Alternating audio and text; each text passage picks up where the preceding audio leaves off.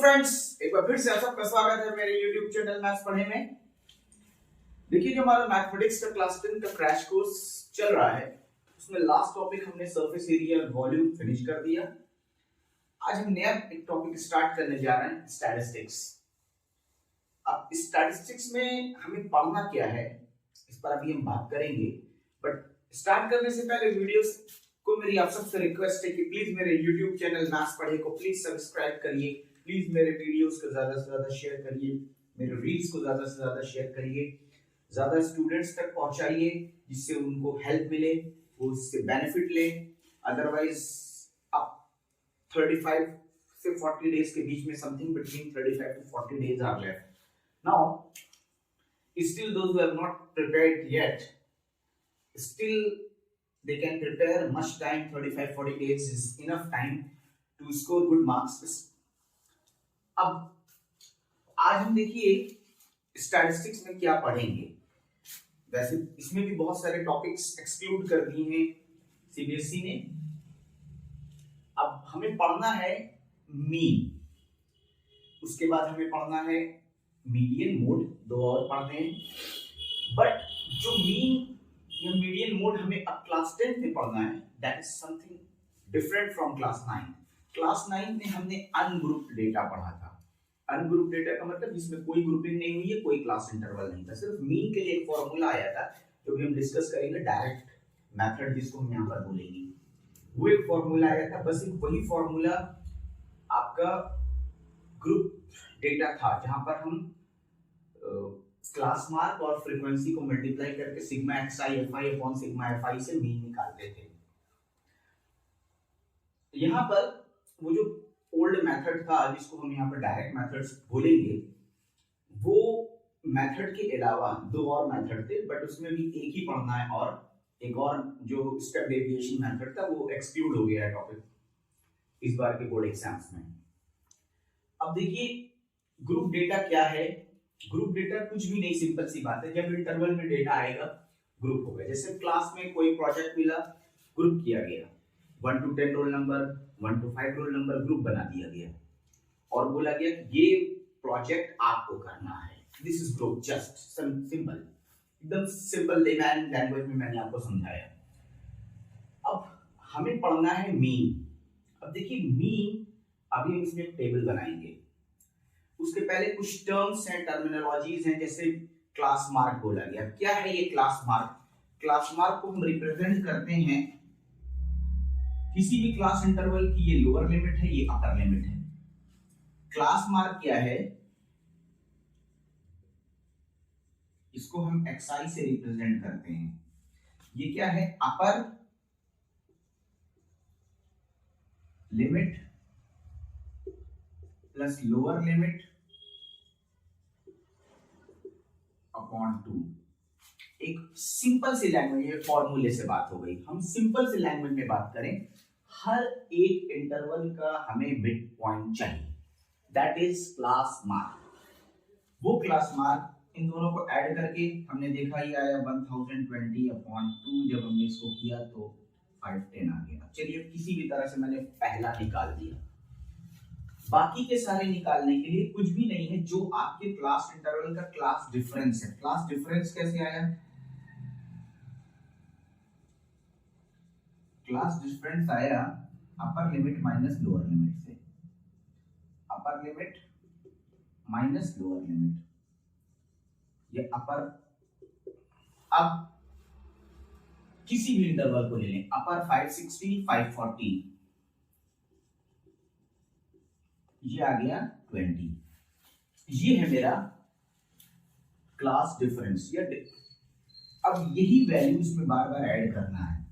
510, 530, 550, 570, 590, ये मेरे सारे क्लास मार्क आ गए। अब फ्रीक्वेंसी ऑलरेडी दी हुई है, दिस इज f। i जब हम फॉर्मूले में भी हम आएंगे, i कुछ भी नहीं है, i जस्ट एक ऑपरेटर है। अगर हम प्रोग्रामिंग के लैंग्वेज में जाएं तो हम एक प्रोग्राम जिसमें लूप है उसको रन करवाने के लिए एक ऐसे ही i वैल्यू डिफाइन कर देते हैं, i is equal to 0 to some value। यहाँ पे 0 तो लेना नहीं हमें, i 1 से लेके किसी वैल्यू तक जाएगा।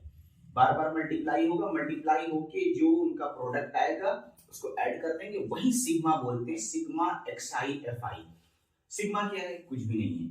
फिर से एक बार सिंपल सी बात, सिग्मा इज वेरी सिंपल, देखने में ऐसा उल्टा ऐसा लेटा हुआ एम है सिग्मा, but this is known as sigma summation, sigma sum of all, सबको जोड़ देना, सबको ऐड कर देना इस सिग्मा। तो इतनी लंबी लैंग्वेज में बोलना, इन सबको मल्टीप्लाई करके सबको जोड़ेंगे, एक सिंपल सी लैंग्वेज में बोला गया सिग्मा एक्सआई एफ आई। जितनी बात मैंने बोली उसको छोटे से 3 उसमें लिख दिया, सिग्मा एक्सआई एफ आई मतलब बार बार एक्सआई एफ आई को मल्टीप्लाई करके ऐड कर देना, इस सब पूरे प्रोसेस को यही हम सिग्मा एक्सआई एफ आई बोलते हैं। अब हम टेबल बनाएंगे, ये बहुत सिंपल वाला मेथड था, बट आप भी देख रहे हैं कि अगर मेरा क्लास मार्क देखें और फ्रीक्वेंसी से मल्टीप्लाई करेंगे, ह्यूज डेटा आया। चलिए हम ह्यूज डेटा से डील कर लेंगे।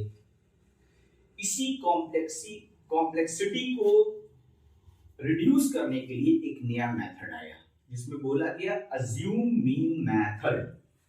तो हमें 2 मेथड पढ़ने हैं, एक डायरेक्ट मेथड पढ़ना है, एक अज्यूम मीन मेथड पढ़ना है। डायरेक्ट मेथड का फॉर्मूला ये है, अज्यूम मीन का फॉर्मूला दूसरा है। हम एक पहले से मीन अज्यूम कर लेंगे और फिर उसको बार बार क्लास इंटरवल से क्लास मार्क से माइनस करके उसी क्लास मार्क से ही कोई एक मीन अज्यूम कर लेंगे और फिर उसको बार बार क्लास मार्क से माइनस करके एक और कॉलम बना लेंगे डी डिफरेंस डी आई कुछ भी नहीं है, xi माइनस ए, और एक नया कॉलम रहेगा। फिर हम एक नया वो बनाएंगे, दिखाएंगे आपको कि यही जो कॉम्प्लेक्सिटी थी ह्यूज मल्टीप्लिकेशन की, वो थोड़ी सी इजी हो गई।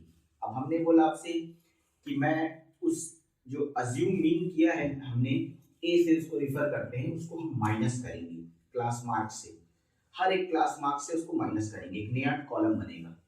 जब हम माइनस करेंगे तो चूंकि हमने ऑलरेडी माइनस किया तो फॉर्मूले में एक नया टर्म आ जाएगा ए, इसको हम ऐड करेंगे और इस बार एक्सआई एफ आई नहीं होगा, डी आई एफ आई हो जाएगा। बस अब देखिए हम आते हैं, मैं लिख रहा हूं क्या मैं बोलने जा, मैं जो भी मैंने बोला मैं सब लिखूंगा अभी।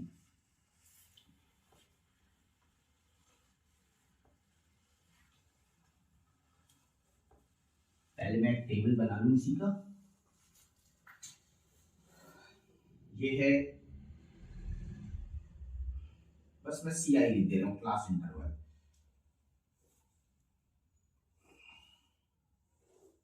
इसी चीज को मैं यहाँ पर ऐसे लिखा रहा हूं, 500 से 520 से 540, 540 से 540, 540 से 560, 560 से 580 और 580 से 600। ये मैंने एक क्लास इंटरवल बना लिया। यही पे मैं इनकी फ्रीक्वेंसी भी लिख दूंगा, जिसको मैं एफ से बात करूंगा। फिर यहीं पर एक कॉलम बनाएंगे हम एक्सआई का, ये 12 जो यहाँ लिखा था वही कॉपी कर देंगे, 14, 8, 6 और 10। अभी मैंने एक्साइज का कैलकुलेट किया था, 510 आया था। फिर मैंने बोला जो डिफरेंस है ऐड कर दीजिए, 530, 550, 570 एंड 590। अब XIFI मल्टीप्लाई किया मैंने, ये कॉलम ने, ये इसको मल्टीप्लाई करेंगे, देखिए कितना बड़ा कैलकुलेशन है।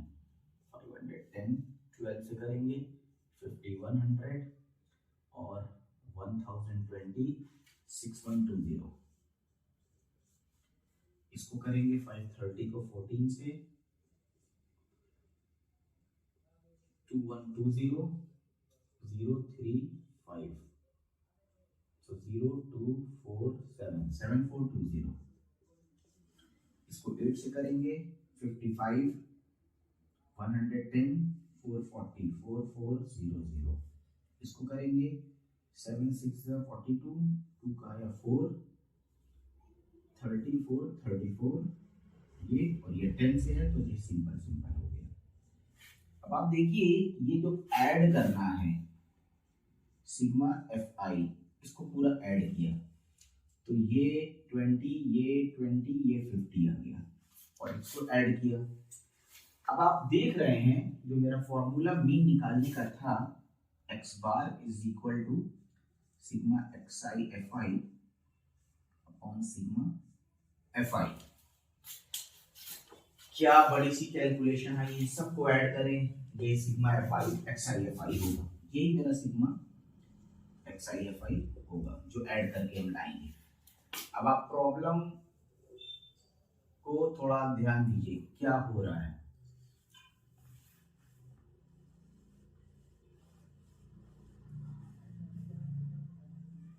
इसी प्रॉब्लम की हम स्टार्टिंग से बात कर रहे थे आपसे। अब देखिए ये कैलकुलेशन क्या ही बड़ी सी कैलकुलेशन है। अगर हम ऐड करके देखें, ये 0 हो गया, 2 2 4 6 हो गया, 5 9 13 22 2 का 2 हो गया, 13 2 15 15 20 7 हो गया। क्या यूज, और ये 50 था, यहाँ रखेंगे अगर हम,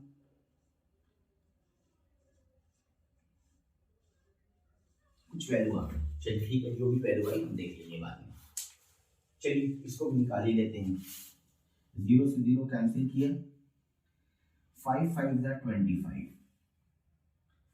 5 5 जा 25, 2 बच गया, 5 4 जा 20, फिर 5 5 जा 25 पॉइंट 10 बचा 545.2। एक लंबा कैलकुलेशन के एग्जाम में वैसे ही प्रेशर टेंशन, इतना बड़ा कैलकुलेशन है प्रॉब्लम में। इसी प्रॉब्लम को दूर करने के लिए नया मेथड आया जिसको बोला गया अज्यूम मीन मेथड। ये मेरा सेकंड मेथड है। इसी सब कुछ चीजों को अज्यूम मीन मेथड से करना है, तो इसके लिए एक नया फॉर्मूला निकल के आया। फॉर्मूला था x bar sigma D I f i upon sigma f आई। अब ये क्या है डी आई एफ आई? अभी हम इसको हटाते हैं फिर आपसे बात करते हैं क्या है ये डी आई एफ आई। तो इसी प्रॉब्लम को ओवरकम करने के लिए ये मेथड एग्जिस्टेंस में आया। इसमें हमने किया क्या, देखिए इस मेथड में हमने किया कुछ भी नहीं, बहुत ही सिंपल सी काम किया हमने इसी में से एक किसी को हम कोशिश ये करें कि बीच वाला लें। कैलकुलेशन में दिखाऊंगा कैसे इजी होगी। इसको मैंने ए मान लिया, कंसिडर कर लिया। यहाँ मैंने कॉलम बनाया डी आई, जिसको मैंने बोला xi माइनस ए।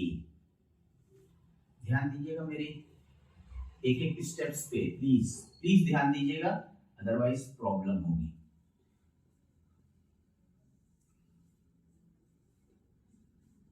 अब क्या है ये, अगर इसमें से इसको माइनस करें तो -40 आया, इसमें से इसको माइनस करें -20 आया, इसमें से इसको माइनस करें 0 आया, 20 आया, 40 आया।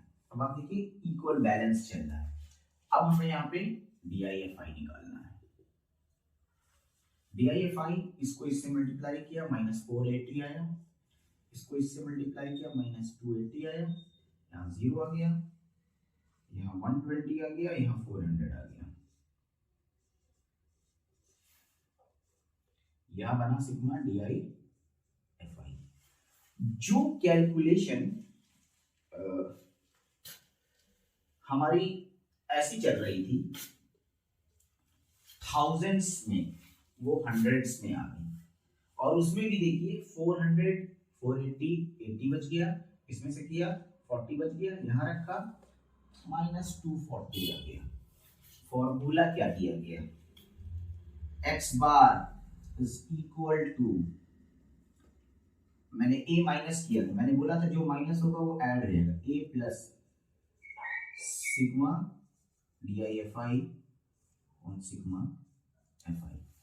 अब आपका a आपने पहले से 550 माना था, -240 हुआ, 550 -240 अपॉन 50, इसको माइनस करेंगे तो ये आएगा 550 -4.8। जब आप करेंगे 545.2 आंसर। जरा दोनों आंसर को मैच करिए, दोनों आंसर सेम आए। यही एडवांटेज था अज्यूम मीन मेथड का ओवर डायरेक्ट मेथड।